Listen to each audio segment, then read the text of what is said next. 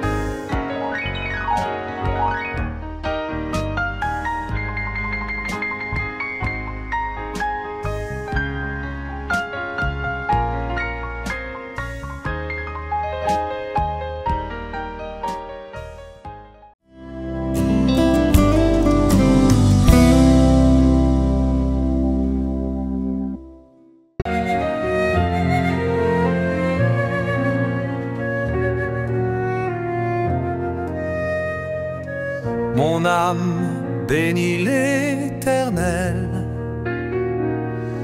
que tout ce qui est en moi bénisse son saint nom. Mon âme bénit l'Éternel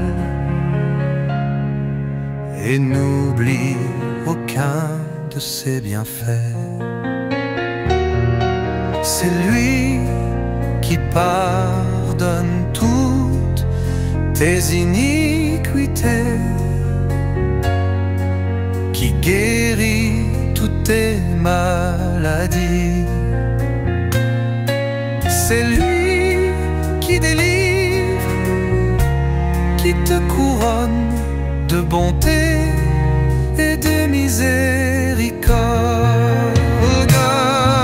Mon âme bénit l'Éternel. Mon âme bénit l'Éternel. Que tout ce qui est en moi bénisse son saint nom.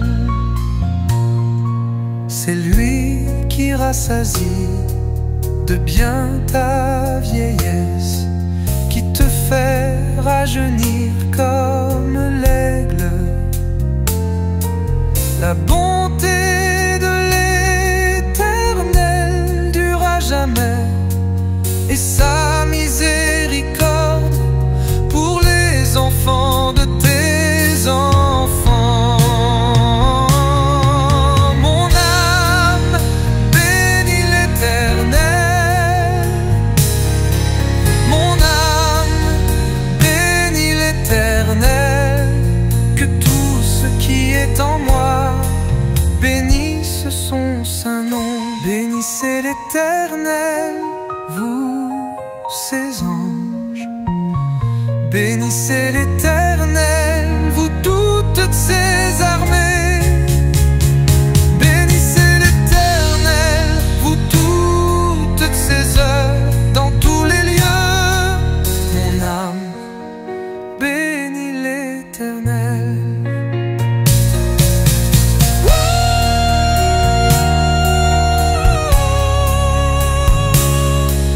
Mon âme bénit l'Éternel.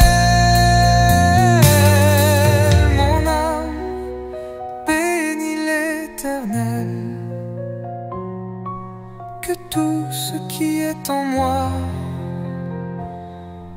bénisse son saint nom.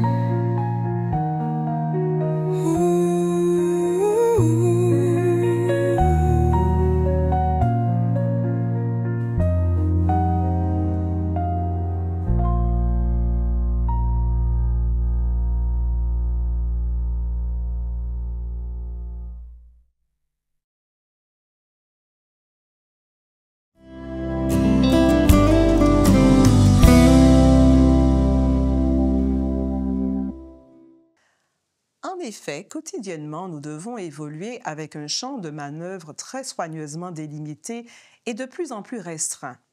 Ces paramètres nécessitent constamment une attention toute particulière en toutes circonstances afin d'éviter de fausses manœuvres qui pourraient être fatales. De ce fait, beaucoup de personnes ont tellement peur de faire des erreurs qu'elles ne font rien. Elles restent assises à leur place en se posant des questions comme « Et si je me trompais ? Et si je passais à côté de Dieu ?»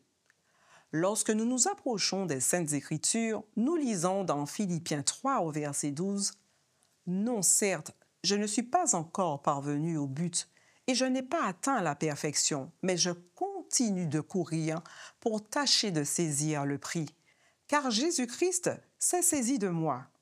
Savez-vous ce que Dieu m'a dit un jour? Il m'a dit « Si tu passes à côté de moi, je te rattraperai. » Si nous errons quelque part sans trop savoir où nous sommes, nous pouvons simplement lever nos mains vers Dieu et lui dire « Jésus, viens à mon secours, je suis perdu. Je crois que j'ai pris une mauvaise décision. » Dieu sait que nous ne pouvons pas être parfaits. C'est la raison pour laquelle il a envoyé son Fils comme parfait sacrifice pour nos vies. Au travers de son sacrifice, nous pouvons tendre à notre tour à la perfection. Dans Philippiens 3, l'apôtre parle de nous porter vers ce qui est en avant en oubliant ce qui est en arrière. Dieu vous appelle à aller de l'avant aujourd'hui. Il suffit juste d'arrêter de vivre dans la crainte de faire des erreurs. Tout le monde fait des erreurs un jour ou l'autre. Dieu ne nous demande pas de ne jamais se tromper. Il appelle tout un chacun à aller de l'avant en lui faisant confiance pour être guidé. Il nous demande de s'attendre à lui. Ne vivons pas dans la crainte de notre imperfection. Vivons avec foi le plan parfait que Dieu a fait pour notre vie. Ainsi, j'invite tous ceux qui le souhaitent à adopter cette ferme résolution en prière. Seigneur, je ne veux plus vivre paralysé par la crainte de mon imperfection et de mes erreurs. À partir d'aujourd'hui, je sais que je peux faire appel à toi et que tu m'aideras à tendre à la perfection.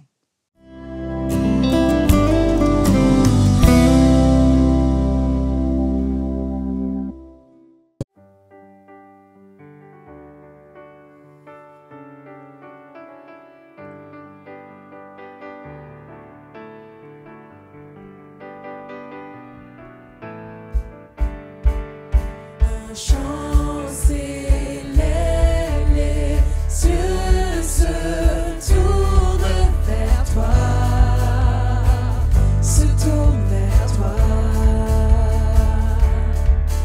L'espoir renaît, les cœurs soupirent après toi, oui après toi. En te voyant, nous retrouvons la force de vie. Quand nous sommes en ta présence, nos craintes fuient, elles s'enfuient. Hosanna, Hosanna, tu es le roi, le sauveur, à toi la gloire et l'honneur. Hosanna, Hosanna, nous t'accueillons parmi nous, sois le bienvenu, ô Jésus. Entends le son des cœurs qui reviennent à toi, reviennent à toi. Dans ton royaume, les vies brisées sont restaurées, sont restaurées. En te voyant, nous retrouvons la force de vie. Quand nous sommes en ta présence, nos craintes fuient, elles s'enfuient. Hosanna, Hosanna, tu es le roi, le sauveur, à toi la gloire et l'honneur. Hosanna, Hosanna, nous t'accueillons parmi nous, sois le bienvenu, ô Jésus.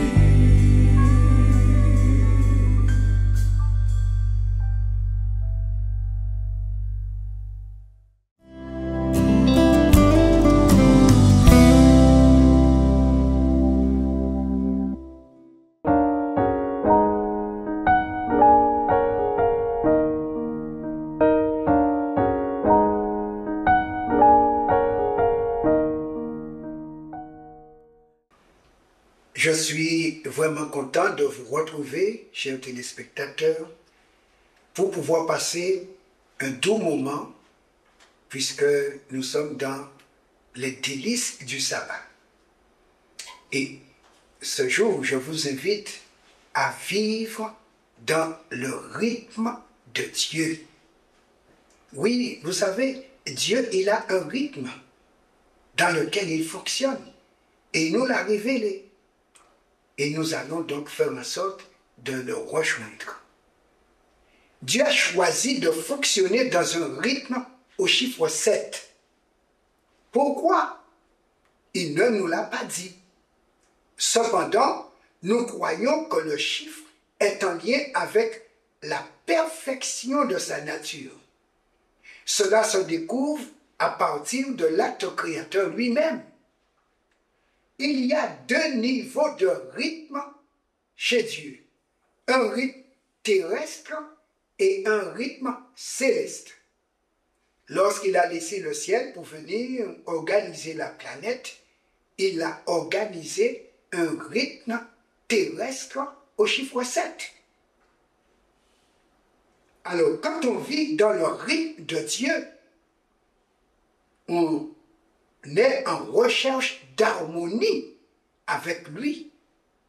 Seuls ceux qui seront trouvés en harmonie avec Dieu seront admis au rythme du Créateur, au second degré. Oui, lorsque dans le temps terrestre, on sera en harmonie, on va se qualifier pour entrer dans le rythme céleste. Et j'aime à dire que nous, humains, chrétiens, sur Terre, nous passons le bac, brevet d'aptitude céleste. Et ce bac nous donnera droit à entrer à l'univers, cité de Dieu. Donc le bac se passe au chiffre 7 sur Terre et l'université, c'est au chiffre 7 là-haut. Le sabbat nous est donné comme un microcosme dans un plus grand dessin macroscopique pour les humains. Considérons cela au travers des Écritures. Dans Genèse 1er, verset 31 jusqu'au chapitre 2, verset 3, Dieu nous invite à entrer dans le rythme niveau 1 en le photocopiant. Nous lisons: Dieu vit tout ce qu'il avait fait, et voici cela était très bon. Ici, il y eut un soir et il y eut un matin, ce fut le 6e jour. Ainsi furent achevés les cieux et la terre et toute leur armée. Dieu acheva au 7e jour son œuvre qu'il avait faite, et il se reposa au 7e jour de toute son œuvre qu'il avait faite. Dieu bénit le 7e jour, et il le sanctifia, parce qu'en ce jour, il se reposa de toute son œuvre qu'il avait créée en la faisant. Donc, nous voyons ici, Dieu montre par l'exemple comment l'homme doit fonctionner avec le Créateur. Adoration qui se concrétise en du temps de qualité passé avec le Créateur dans une communion intime. Les trois dimensions de l'homme sont mises en harmonie avec les trois personnes divines. Donc corps, cessation d'activité, âme, affectivité et esprit pour communication. Et les trois personnes divines, eh bien, communiquent avec nous à ce jour. Et là, notre être entier bénéficie de la nature de la divinité. Dans Marc 2, verset 27, Jésus, le deuxième être de la divinité, confirme la volonté du Créateur. Car c'est lui qui nous a dit, le sabbat a été fait pour l'homme. Et dans Genèse 2, verset 1 à 3, nous voyons que le Créateur se repose. Adam vient d'être créé le 6e jour, il ne connaît pas leur rythme. Il découvre leur rythme et Dieu l'invite à l'adoration le lendemain de sa création. Ainsi donc, nous comprenons pourquoi Jésus dit « le sabbat a été fait pour l'homme ». Donc en tant que créateur et père, Dieu donne l'exemple à son enfant Adam et sa fille Ève. En musique, deux choses sont fondamentales, complémentaires et nécessaires: le rythme et l'harmonie. Quand cela est réalisé, c'est agréable à l'oreille, puis au cœur. En lien avec le premier rythme temporel de Dieu, voilà l'encouragement que l'apôtre Paul prodigue aux chrétiens. Dans Hébreux, chapitre 4, nous lisons, versets 9 à 11, ce qui suit.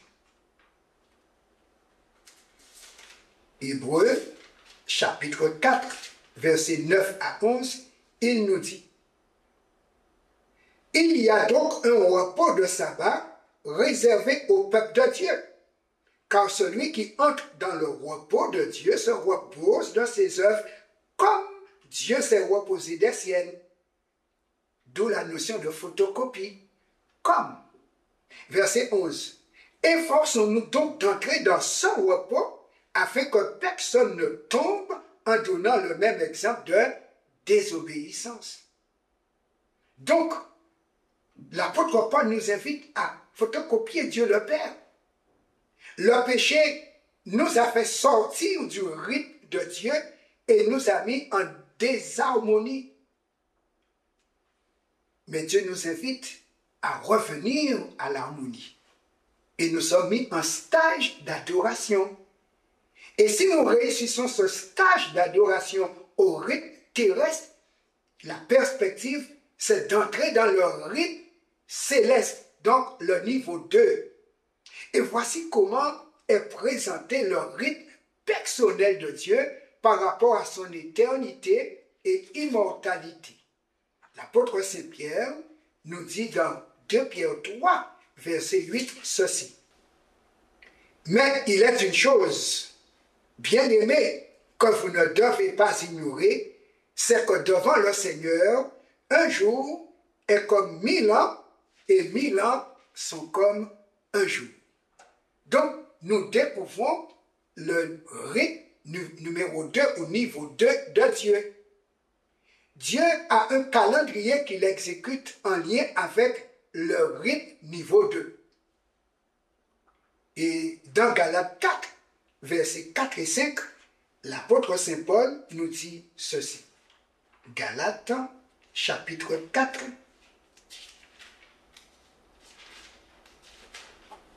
versets 4 et 5. Mais lorsque les temps ont été accomplis, Dieu a envoyé son Fils, né d'une femme, né sous la loi, afin qu'il rachetât ceux qui étaient sous la loi, afin que nous reçussions l'adoption. Donc, Jésus est né 4000 ans depuis la promesse faite à Adam et Ève suite à leur chute dans Genèse 3, verset 15. Dieu leur avait dit, « Je mettrai inimitié entre toi et la femme, entre ta postérité et sa postérité, celle-ci t'écrasera la tête et tu lui blesseras le talon. » Et 4000 ans après cette promesse, nous voyons Jésus apparaître pour pouvoir écraser la tête du serpent. Et en l'an 31 de notre ère, il pouvait dire « Tout est accompli ». Aujourd'hui, nous sommes en 2025, après la naissance de Jésus, soit donc 6000 ans après l'organisation de la terre et la création du premier couple. Nous avons déjà entamé le 7e millénaire, car nous sommes en 2025. Si Jésus a paru 4000 ans après la création, et nous sommes en 2025, donc ça fait 6025. Donc, nous sommes déjà au début du 7e millénaire. Voici ce que Dieu révèle dans Apocalypse 20, versets 1 à 6. Et vous comprendrez que nous sommes sur le fil du temps, pouvant basculer à n'importe quel moment vers l'éternité. Puis je vis descendre du ciel un ange qui avait la clé de l'abîme et une grande chaîne dans sa main. Il saisit le dragon, le serpent ancien qui est le diable et Satan, et il le lia pour 1000 ans. Il le jeta dans l'abîme, ferma et scella l'entrée au-dessus de lui, afin qu'il ne séduisît plus les nations, jusqu'à ce que les 1000 ans fussent accomplis. Après cela, il faut qu'il soit délié pour un peu de temps. Et je vis des trônes, et à ceux qui s'y assirent fut donné le pouvoir de juger. Et je vis les âmes de ceux qui avaient été décapités à cause du témoignage de Jésus et à cause de la parole de Dieu, et de ceux qui n'avaient pas adoré la bête ni son image, et qui n'avaient pas reçu la marque sur leur front et sur leurs mains. ils revinrent à la vie et ils régnèrent avec Christ pendant 1000 ans. Les autres morts ne revinrent plus à la vie jusqu'à ce que les 1000 ans fussent accomplis. C'est la première résurrection. Heureux et saints ceux qui ont part à la première résurrection. La seconde mort n'a point de pouvoir sur eux, mais ils seront sacrificateurs de Dieu et de Christ et ils régneront avec lui pendant 1000 ans. Donc, Dieu nous révèle que ceux qui vont vaincre la mort de la bête, ne pas adorer Satan, mais rester à adorer le Créateur dans le rite de Dieu au niveau 2, ils seront admis pour continuer à adorer. Et ils vont régner étant assis sur des trônes. Et il est dit pendant 1000 ans. Donc, le 7e millénaire, qui est déjà entamé, les élus devraient déjà être assis sur des trônes. Donc, le temps n'est pas loin où Jésus va concrétiser sa promesse. Voici ce que Dieu nous révèle au 7e millénaire. Les élus, les vrais adorateurs de Dieu, au premier niveau de son rythme, sont assis sur des trônes en tant que vainqueurs et adorateurs de Dieu. Et puisqu'ils ont adoré le Créateur en conformité avec les desseins du Créateur, ils reçoivent le pouvoir de juger ceux qui n'ont pas adoré le Créateur. On comprend pourquoi ils sont faits juges. Ils ont réussi l'adoration, on leur donne les dossiers des faux adorateurs pour les juger. Et pendant 1000 ans, ces dossiers seront traités. Et on nous dit, après, Satan sera délié pour un peu de temps, c'est pour être brûlé avec les faux adorateurs. Parce que Satan s'évertue à faire du détournement d'adoration en sortant du rite de Dieu.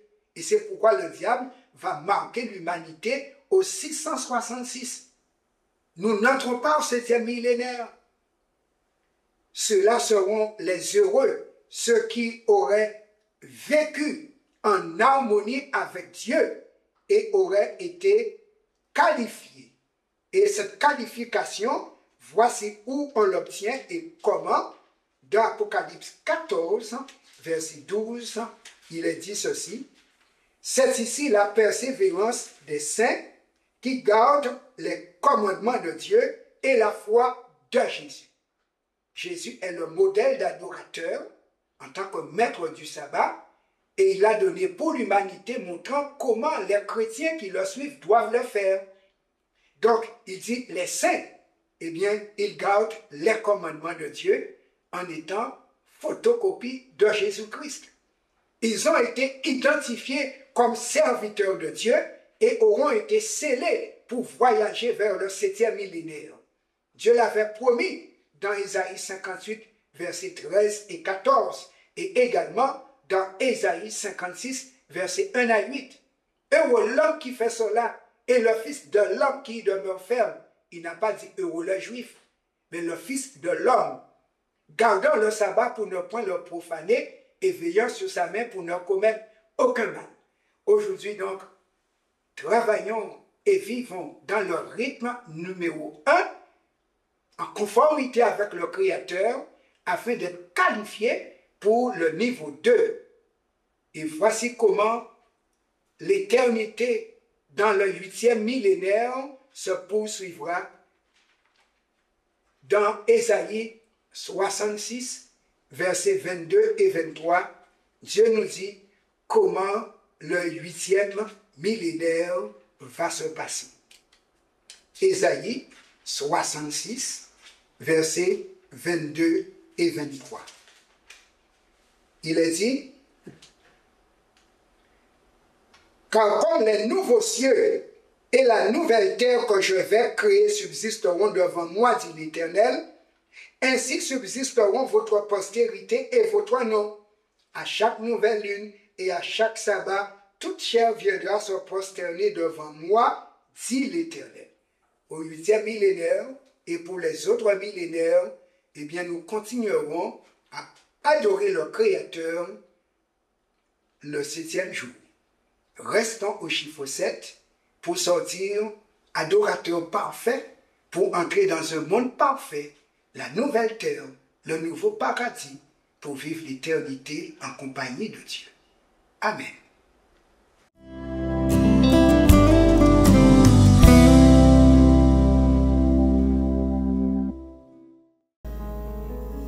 Tu as été si bon, tu as été si bon pour moi. Dans mes temps de faiblesse, tu es ma force, tu es ma forteresse contre mes ennemis. Tu as été si bon pour moi. On y va les filles, si bon. Si bon, Si bon, si bon, si bon.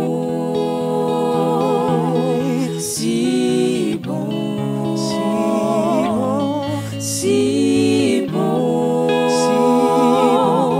si bon, si bon, si bon, si bon, si bon, si bon,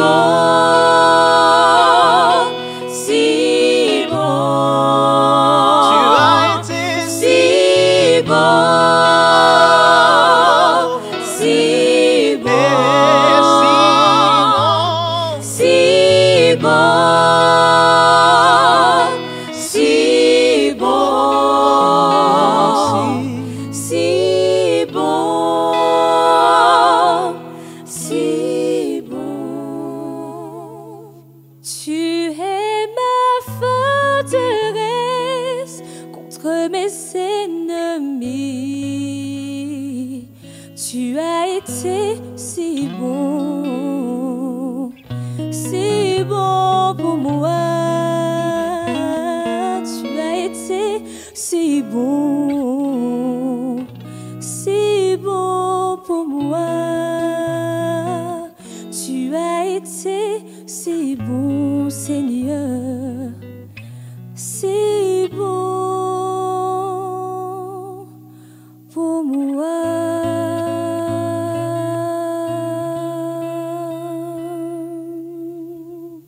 Yes.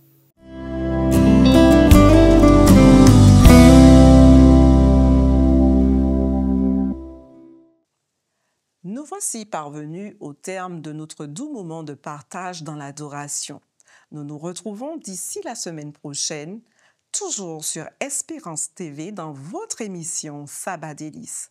Celle-ci vous a plu? N'hésitez pas à la liker et la partager à tous vos contacts. Bon Sabbat Délices à tous!